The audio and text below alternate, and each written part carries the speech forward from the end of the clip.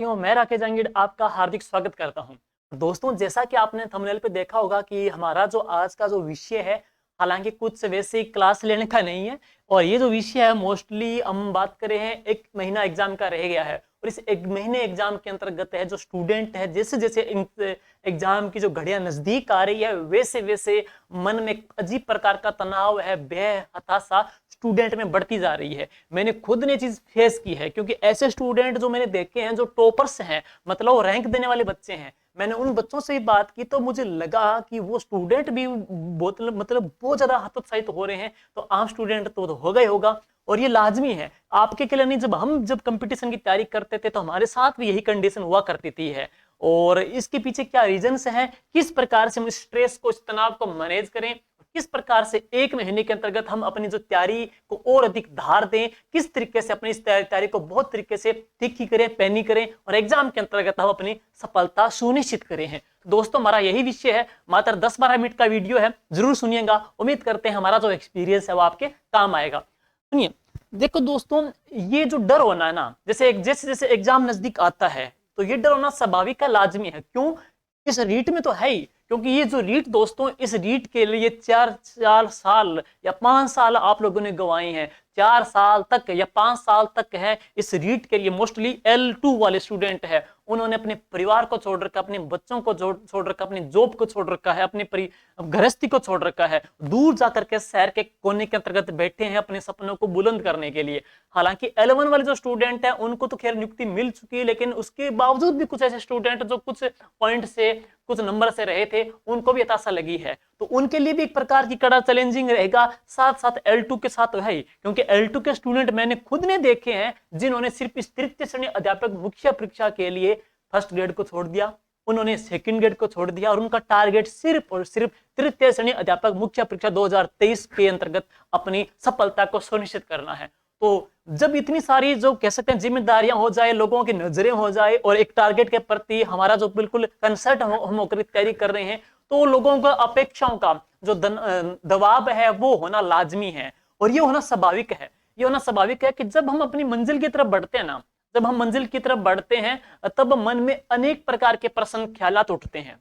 जैसे हम कोई तैयारी कर रहे हैं, जैसे कि अब फरवरी में आपका एग्जाम है, तो जैसे जैसे एक दिन नजदीक आ रहे हैं अपने हम सिलेक्शन की ओर, हमारी तैयारी भी अच्छी है, उसके सिलेक्शन की हम ओर जा रहे हैं, तो मन में अनेक प्रकार के प्रश्न होने स्वाभाविक हैं। और उसके अंतर्गत है हम बात करते हैं कि खुद जो क्वेश्चन होते हैं उसमें क्या कि शक वगैरह पैदा होता है, जैसे खुद की काबिलियत पे भी शक होता है और जिस हम रास्ते से जा रहे हैं ना उस रास्ते के ऊपर भी शक होता है कि वो हमारे लिए कारगर होगा या नहीं होगा। और ये आप लोगों ने खुद ने फील भी किया होगा कि आपके पास कोई भी किताब या कोई भी नोट्स वगैरह हो, आप अपने स्टूडेंट के देखते हो तो, या किसी और के देखते हो, या सोशल मीडिया के माध्यम से कोई किताबें बताता है तो देखते हो, तो खुद के ऊपर आपको फील होता है कि यार ये किताब मेरे लिए प्रश्न आएंगे नहीं आएंगे। मतलब खुद उन रास्तों के ऊपर भी शक है, खुद की काबिलियत पे भी शक है कि मेरी तैयारी बहुत अच्छी है। आपकी डेफिनेटली 80% तैयारी हो गई है, फिर भी आपको लग रहा है कि पता नहीं एग्जाम कैसा होगा। और मैं एक बात वैसा अक्सर कहता हूं कि इस तृतीय श्रेणी अध्यापक मुख्य परीक्षा में जो L1 का टॉपर्स होगा, जो L2 का टॉपर्स होगा, उसके माइंड में भी अब ये बात चल रही है कि इस एग्जाम के अंतर्गत है मेरा चयन तो हो जाएगा क्या, मतलब सिलेक्शन टॉप रैंक की बात नहीं करे, वो मेरा चयन तो हो जाएगा, ये कंडीशन है। इसलिए हम कह रहे हैं ये जो तनाव है, ये हताशा है और ये होना लाजमी है, ये मन को हतोत्साहित कर देता है। और इस तनाव को, स्ट्रेस को हमको किस प्रकार से मैनेज करना है, आज हमारा यही इसका मुख्य मुद्दा रहेगा है। और दूसरी मैं बात कहना चाहूंगा, जो रात दिन अपनी सफलता के लिए जी जान लगा करके लगे हुए हैं, तो कहते हूं कि नींद कहां उनकी आंखों में, नींद कहां उनकी आंखों में जो धुन के मत वाले हैं, नींद कहां उनकी आंखों में जो धुन के मत वाले हैं, गति की तृष्णा और बढ़ती जब पग में पड़े तो छाले हैं, गति की तृष्णा और बढ़ती जब पग में पड़े तो छाले हैं, जागरूक कीजिए निश्चित है, जागरूक कीजिए निश्चित है, हार चुके सोने वाले हैं, जागरूक कीजिए निश्चित है, हार चुके सोने वाले हैं, लेना अनल क्रीट पर भालो आशिक ओ होने वाले हैं। तो ये कुछ पंक्तियां हैं जिसके माध्यम से आपको कुछ मोटिवेशन देना चाहता हूं। चलिए आगे शुरुआत करते हैं। अब बात करते हैं किस तरह से इस परीक्षा तनाव को आपको दूर करना है। देखिए दोस्तों, मैंने बता दिया कि जो स्ट्रेस वगैरह तनाव होना लाजमी है, ये हर एक माइंड में है, आपके भी हर किसी स्टूडेंट के अंतर्गत है। क्यों हो रहा है, सुनिए रीजन है। पहली बात यह है कि इतने लोग, इतने लाख फॉर्म भरे गए हैं, इतने बच्चों ने फॉर्म वहां पे अप्लाई किया है, तो उसमें से मतलब 10% स्टूडेंट भी ऐसे नहीं है जो कह सके कि हमने 4 या 5 बार सिलेबस है रिवीजन कर दिया है। ऐसा 10% स्टूडेंट भी नहीं है।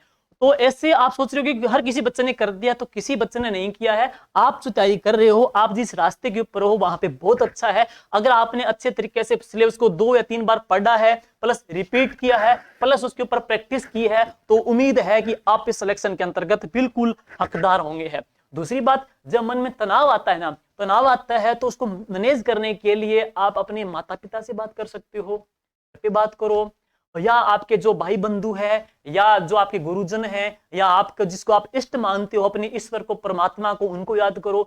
जब भी आपका माइंड में, जैसे कि माइंड में टेंशन कब आती है, जब आपका माइंड सोचता है, सोचने से ही सारी दिमाग में बातें आती है कि ये नहीं होगा तो वो नहीं होगा, वो होगा तो वो कैसे होगा। जब माइंड आपका खाली है, जब आप ज्यादा सोचते हो, थिंक करते हो ना, तभी माइंड के अंतर्गत है ये अनाप शनाप के विचार है, क्वेश्चन है, वो उपजते हैं। इसीलिए माइंड को थोड़ा डाइवर्ट कीजिएगा। जब भी आपको थोड़ा मन में ऐसी बातें आए, तो खुद को बिजी रखने की कोशिश कीजिएगा। खुद को बिजी कैसे रखें, आपको सॉन्ग भी सुन सकते हो। मैं तो अक्सर भी कहता भी हूं कि एग्जाम से पहले हल्के सॉन्ग सुनो, जिससे आपका माइंड बिल्कुल रिदम के अंतर्गत आए। या इसके अलावा अपने गुरुजनों से बात करो, अपने ईश्वर को याद करो, माता पिता को याद करो। जो बंधु आपके रिलेटिव में या आपके कुछ परिचित हैं जो इन्होंने सिलेक्शन लिया है, उनसे बात करो। उम्मीद करते हैं उनसे आपको कॉन्फिडेंस भी आएगा। या आप कोई प्रैक्टिस सेट निकाल रहे हो, कोई पेपर दे रहे हो और उसके अंतर्गत कोई क्वेश्चन वगैरह आपको नहीं आ रहे, तो आप कोई ओल्ड पेपर करो। ओल्ड पेपर करोगे, उसमें से कुछ टॉपिक आपने पढ़े हैं, तो पढ़ने के बाद जैसे जैसे क्वेश्चन आपको आएंगे, आप में खोया हुआ आत्मविश्वास है वो लौटता आएगा है। इसलिए ये पहली बात तो ये है कि आपको खुद को बिजी रखना है, इन चीजों पे ध्यान नहीं देना है जो सोशल मीडिया पे चलती है, भ्रामक न्यूज चलती है। इन चीजों से दोस्तों आपको दूर रखना है, तो इन चीजों पे आपको ध्यान देना है। और अब इसके बात करते हैं कि इस तरह से आप परीक्षा का तनाव दूर कर सकते हो, और ये स्वाभाविक है। मतलब जिस बच्चे ने 80% पढ़ लिया उसके माइंड में भी है, और जिसने कुछ पढ़ा नहीं उसके तो काय का तनाव आना है। इसीलिए दूसरी बात, और तनाव, जिस व्यक्ति के तनाव आ रहा है ना, वो सिलेक्शन देने वाला है। ये बात मैंने वीडियो वाले बच्चों को भी कही थी कि जिस व्यक्ति के मन में टेंशन आ रही है कि सिलेक्शन होगा कि नहीं होगा, पेपर कैसा आएगा, मैंने जो पढ़ा है वो सफिशिएंट है या नहीं, ये विचार आपके माइंड में आ रहे हैं, तो आप सिलेक्शन की राह के ऊपर हो। जिसमें आपको फील ही नहीं हो रहा ना, उस व्यक्ति की कोई तैयारी मतलब है ही नहीं, तो वो क्यों सोचेगा। जो अपनी सफलता के लिए मतलब इतना स्ट्रेस में है इस चीजों को लेकर के, जरूर यकीनन उस व्यक्ति ने बहुत अच्छे स्तर की तैयारी कर ली है, इसीलिए उसके माइंड में टेंशन आ रही है। हमारे मन में भी आई थी, हमने भी तैयारी की थी, इन चीजों को लेकर के भी है।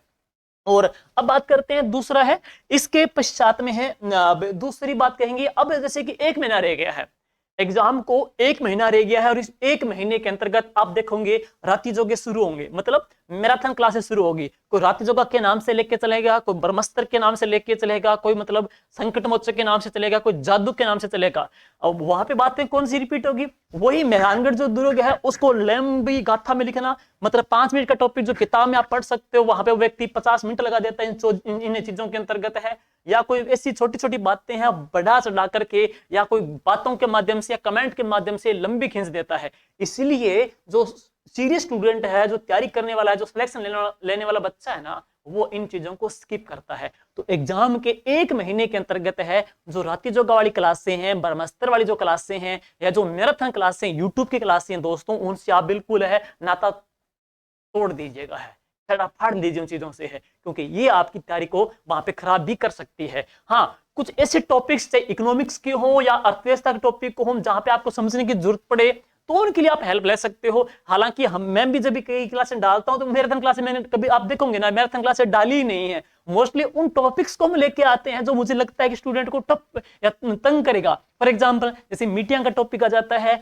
या जहां पे सौर ऊर्जा का टॉपिक आ जाता है, तापीय ऊर्जा का टॉपिक आ जाता है, एनएच का टॉपिक आ जाता है, हम इसलिए डालते ताकि बच्चों को टफ लगे। वहीं पे जो आभूषण कराएं, वाद्य यंत्र कराएं, वो टॉपिक लंबा खींच के करें, तो मुझे लगता नहीं कि ये कोई बात तर्क संगत रहेगी है। इसलिए स्वयं को इन मैराथन क्लासों से, यूट्यूब की क्लासों से दूर रखिएगा है, और कई प्रकार के जो क्यूज वगैरह चलते हैं उनसे भी दूर रखिएगा। अब तीसरे टॉपिक पे आते हैं। तीसरे टॉपिक पे आते हैं कि अपनी जो टेस्ट सीरीज को लेकर के है, इसके लिए मैं कहना चाहूंगा कि बहुत लगभग अब एक प्रकार का ट्रेंड चल चुका है। पहले जब हम तैयारी करते थे तो पहले क्या होता था कि पहले 3 महीने तक शिद्दत से पढ़ते थे, और लास्ट टाइम के अंतर्गत है स्वयं का मूल्यांकन करने के लिए कोई मॉडल पेपर लेके आते थे। हालांकि आजकल सोशल मीडिया का दौर आ चुका है, मतलब ऑनलाइन और ऑफलाइन बहुत ज्यादा टेस्ट सीरीज हो चुकी है, इसलिए अब लास्ट टाइम के अंतर्गत हर एक स्टूडेंट ने अपनी अपनी टेस्ट सीरीज ज्वाइन कर रखी है, और इससे फायदा मिलता है, बहुत फायदा मिलता है इसमें। आप लोगों ने जितना पीछे पढ़ा था, अब आप टेस्ट सीरीज ज्वाइन करोगे तो आपको खुद का मूल्यांकन भी होता है कि हाँ भाई मैंने जो पढ़ा है वो उसके लिए एनफ है या नहीं, या किन टॉपिक्स में मुझे प्रॉब्लम फील हो रही है, उन टॉपिक को आप अच्छे से दुरुस्त कर सकते हो। कौन से टॉपिक में आपको सुधार की गुंजाइश है तो उन टॉपिक को बहुत अच्छे तरीके से वापस रिपीट कर सकते हो, शॉर्ट उनके नोट्स बना सकते हो, उनके डेटा लिख करके चिपका सकते हो, ताकि आपको पता चले कि एग्जाम में प्रश्न किस तरीके से आता है। और आजकल वो थोड़ा हाईटेक भी हो गया है, पेपर बनते तो इस तरीके से बनते हैं। लेकिन एक बात और कहना चाहता हूं कि जैसे कि जो अधीनस्थ बोर्ड पेपर बनाती है और जो कोचिंग सेंटर वाले पेपर बनाते हैं, कई कई कोचिंग सेंटर में स्टूडेंट देखते हैं कि पेपर देते हैं तो उनकी रैंक भी नहीं आती है। खुद मैंने ऐसे पेपर भी देखे हैं, ऐसे पेपर भी देखे जो टीचर बनाते हैं तो टीचर का मुख्य मोटो क्या रहता है कि क्वेश्चन बच्चे को तंग करे, बच्चे को आए ही नहीं है। अधीनस्थ बोर्ड जो पेपर बनाता है वो बिल्कुल साइकोलॉजी के पैटर्न को फॉलो करता है, वहां पे वैधता है, विश्वसनीयता है, या इसके बात करते हैं हर एक चीज को लेकर के वस्तुनिष्ठता है, हर चीज को लेकर के वो फॉलो करता है, ब्लूप्रिंट एक खाका तैयार करता है। उसमें से 4-5% ऐसे भी होते हैं जो 5वीं के बच्चे को भी आ जाते होंगे, 4-5 क्वेश्चन ऐसे भी होते हैं जो स्टूडेंट जब टीचर इसमें आंसर की बनाते हैं तब उनसे आंसर की भी नहीं बन पाती है। इसलिए जब ये कोचिंग सेंटर के जो पेपर बनते हैं मोस्टली एक क्वेश्चन, उसके बाद अगला डीप, तीसरा और डीप, फिर और डीप है, तो वो इस बात को मोटो रखते हैं कि ये प्रश्न बच्चे को तंग ही करे हैं। इसलिए मैं कहना चाहता हूं कि जो टेस्ट सीरीज के माध्यम से जो आपकी रैंक लिस्ट आती है, उन रैंक लिस्ट से घबराइए नहीं। कई बार इतनी डीप टेस्ट सीरीज जो आपको स्ट्रेस में ला दे, आपको गर्त में ला दे, तो उन टेस्ट सीरीज से भाई बचना ही बेटर है, क्योंकि वो टेस्ट सीरीज आपने तैयारी बहुत अच्छी कर ली है लेकिन टेस्ट सीरीज में आपका स्कोर नहीं है प्राप्त हो, आप पार कर रहे। कई बच्चे ऐसे हैं जो बहुत अच्छे, आप कह रहे हैं उसने 300 में 300 नंबर ले लिए, मेरे नंबर 40% ही आए हैं, तो आपके मन में इस प्रकार की वो विचारधारा ला दे या इस प्रकार की आपकी तुलना करने लग जाएं, तो उन टेस्ट सीरीज से बचना ही बेटर है। दूसरी बात कहना चाहूंगा कि आप किसी से तुलना न करें, सीधी सी बात यह है, आप तुलना किसी व्यक्ति विशेष से न करें, आप तुलना किसी की विषय वस्तु से न करें। आप देख रहे हो कि उस बच्चे के टॉप नंबर वाले हैं, मेरे इतने नंबर आए हैं। हमने वीडियो में पीछे या L2 के अंतर्गत जो एग्जाम के अंतर्गत है या पटवार एग्जाम के अंतर्गत जो टेस्ट सीरीज ली थी, तो हम 5-5 बच्चे टेस्ट देते थे, तो हम वहां पे देखते थे कम से कम टॉप वहां पे 50 बच्चों को है, और फाइनल जो रिजल्ट आया तो उसमें कुछ ऐसे बच्चे थे जो टॉप 10 में आते थे, उनका फाइनल सिलेक्शन नहीं हुआ, और कुछ ऐसे बच्चे भी थे जो 200 रैंक के बाद आते थे और उनका फाइनल में सिलेक्शन हो गया। इसलिए इन चीजों से तुलना न करें कि वो टॉप आ रहा है, मैं लास्ट में आ रहा हूं। एग्जाम होगा, वो दिन, वो मान, वो घड़ी ही डिपेंड करेगी, वहां आप कितना और किस तरीके से खेलते हो वो पेपर वहां पे डिपेंड करेगा है। इसलिए इन चीजों से किसी व्यक्ति विशेष से तुलना न करें, किसी व्यक्ति से तुलना न करें, लेकिन साथ साथ आपके पास जो विषय वस्तु है, जैसे कि आपके पास कोई किताब है या कोई नोट्स आप पढ़ रहे हो, आप लाइब्रेरी में जाते हो, किसी बच्चे के पास नोट्स देखोगे या उसके पास कोई किताब देखोगे, तो आप अपने वाली किताब के ऊपर शक पैदा करोगे। मैंने कहा था ना कि जब लक्ष्य की ओर बढ़ते हैं ना, तो सवालात पैदा होते हैं अपने स्वयं के ऊपर, स्वयं की काबिलियत पे, प्लस अपने जो रास्ते चुने उन रास्तों के ऊपर, अपने अस्त्र शस्त्र के ऊपर हमको शक होता है। इसलिए अपनी जो किताब आपने ले रखी है ना, अपने अस्त्र, अपने औजार के ऊपर बिलीव कीजिएगा, यही वो हथियार है जो आपको नैया पार कराएगा है। तो अपने शक नहीं करते, आप जिस विषय वस्तु को, जिस विद्या को पढ़ रहे हो, वो विद्या आपको पार लगाएगी। हाँ, और लास्ट के अंतर्गत है, दूसरी बात और कहूंगा कि लास्ट के अंतर्गत कई मार्केट में अब किताबें बहुत प्रकार की आ रही है, कोई ब्रह्मास्त्र के नाम से, कोई किसी न किसी प्रकार के नाम से है। आप जिस किताब को पिछले 3-3 बार रिवीजन करते आ रहे हो, इस किताब को, उस मैटर को आप पीछे कंटिन्यू पढ़ते आ रहे हो ना, बस उस किताब में जो हाईलाइट किए हैं भाई वो पढ़ दीजिएगा, वो हाईलाइट किए, वो मेन फैक्ट वगैरह है वो लिख दीजिएगा, वो आपके एग्जाम में काम आ जाएंगे। लास्ट के टाइम के अंतर्गत परिवर्तन खराब कर देता है। कोई भी किताब कारगर कब सिद्ध होती है? जब उसको 4 या 5 बार पढ़ा जाए। अब मान के चलो 1 महीना रह गया, अब मार्केट में कोई किताब आई है, एकदम से सारा मेटेरियल उसका नया है, उसकी लैंग्वेज पैटर्न ही अलग है, तो आपको 7-8 दिन तो उसकी पैटर्न को समझने में लगते हैं, उसके अकॉर्डिंग ढलने में लग जाते हैं, तो कहाँ आप करोगे? और वो स्टूडेंट है वो कंफ्यूज रहता है और लास्ट टाइम तक वो कंफ्यूज रहेगा। इसलिए मैं आपको कहना चाहूंगा कि जो चीज आप पढ़ते आ रहे हो कंटिन्यू उसको रिपीट करो बार बार है, उसके ऊपर शक नहीं करो। और लास्ट के टाइम के अंतर्गत हाँ हम फैक्ट डालते हैं, वो फैक्ट उसके लिए हमको इसलिए डालते हैं, वो नहीं डालते, हम उसके लिए डालते हैं, हमको पता है कि बच्चे ने पढ़ रखा है। जैसे जनजाति का हमने निचोड़ डाला, तो आप जनजाति पढ़ते ही आ रहे हो, हालांकि हमने टेबल डाल दी तो वो आपका पढ़ा हुआ रिवीजन हो गया।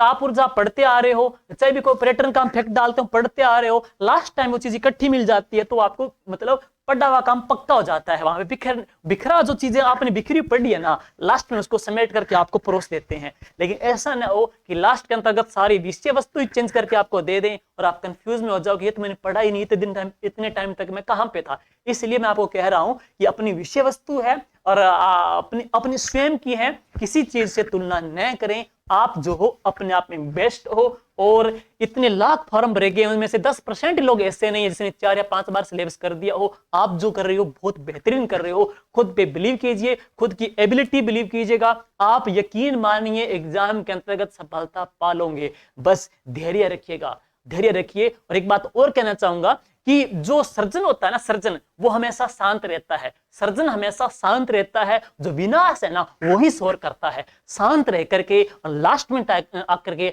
आपको अपनी सफलता का झंडा बुलंद करना है। और इसके बाद में तनाव का मैंने बता ही दिया है, और इसके अलावा है तुलना न करने का है, टेस्ट सीरीज को मैंने बता ही दिया है। और लास्ट टाइम के अंतर्गत दोस्तों सफलता के मैं अक्सर कहता हूं कि 2 आयाम होते हैं। 2 आयाम कौन कौन से? Revision revision revision plus practice practice practice. मतलब पिछले जो सिलेबस आपने 3-4 बार पढ़ दिया है, उसके महत्वपूर्ण जो तथ्य है जो आपने हाईलाइट कर रखे थे, लास्ट टाइम में उन मुद्दों को निकाल दीजिएगा। और इसके अलावा प्रैक्टिस कीजिएगा, रोजाना एक सेट लगा दीजिए, एक प्रैक्टिस कर दीजिएगा। प्रैक्टिस करोगे तो आपको पता चलेगा कि हाँ हम एग्जाम के अंतर्गत है, हमारी एक्यूरेसी हमारी बनी रहे। ओएमआर पे प्रैक्टिस किया करो, पेपर करो तो ओएमआर भरने की स्किल आप में डेवलपमेंट होगी, स्पीड आप एक्यूरेसी बनेगी है, जो आपका जो कॉन्फिडेंस है वो आप में लौट के आएगा। दूसरी बात है अधीनस्थ जो बोर्ड है ना, अधीनस्थ बोर्ड है वो अपने लगभग 60-70% क्वेश्चन जीके के तो मोस्टली रिपीट ही कर रहा है। तो पुराने जो पेपर्स हैं वो देखिए, अभी जो हाल ही फिलहाल में हुए हैं, जैसे कि वनपाल का है, वन रक्षक का पेपर हुआ था, सीईटी के पेपर हुए थे, कंप्यूटर अनुदेशक के पेपर हुए हैं। तो ये जो पेपर है इसमें जो जीके पूछा गया है, किन चीजों पे तवज्जो दी गई है, जैसे कि कृषि खंड वगैरह प्रश्न पक्का आ ही रहा है, जैसे कलाकार पूछ रहे हैं पक्का आ ही रहा है। तो इन चीजों पे ज्यादा आप थोड़ा सा अच्छे तरीके से पढ़ लीजिए। अधीनस्थ बोर्ड यहाँ पे थोड़ा ज्यादा जाता है। दूसरी बात, अधीनस्थ जो बोर्ड है वो सब्जेक्ट में थोड़ा डीप जा रहा है, चाहे कंप्यूटर अनुदेशक की बात करें, चाहे पीटीआई की बात करें, चाहे लैब असिस्टेंट की बात करें, हर एग्जाम के अंतर्गत वो सब्जेक्ट में डीप गया है। थोड़ा अपना सब्जेक्ट है और उस तरीके से तैयार करके रखिए कि ऐसा ना हो कि एग्जाम के अंतर्गत आप वहां पे बह जाओ। इसलिए प्री प्लान लेकर के चलना है आपको। हर एक प्रकार की स्ट्रेटजी आपके माइंड में फिक्स होनी चाहिए, क्योंकि आपने पुराने पेपर है, अधीनस्थ बोर्ड की मनोवर्ती को बेहतरीन तरीके से आपने समझ लिया है, और हम लोग भी उसी तरीके के मटेरियल आप तक परोसने की कोशिश कर रहे हैं।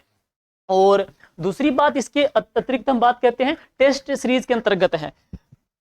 जब हम तैयारी करते थे तो देखो 100% का जो पाठ्यक्रम है उसके अंतर्गत अगर हमारा 80% टॉपिक तैयार हो गया, 80% हमारा टॉपिक तैयार हो गया, लेकिन 20% टॉपिक हमारा तैयार नहीं है, तो हम 80% टॉपिक तैयार हो गया उसके प्रति खुश होने के बजाय हमारा 20% का जो टॉपिक तैयार नहीं हुआ है हम उसको लेकर के रात दिन स्ट्रेस में रहते थे। बाकी 80% में सिलेक्शन हो जाना है।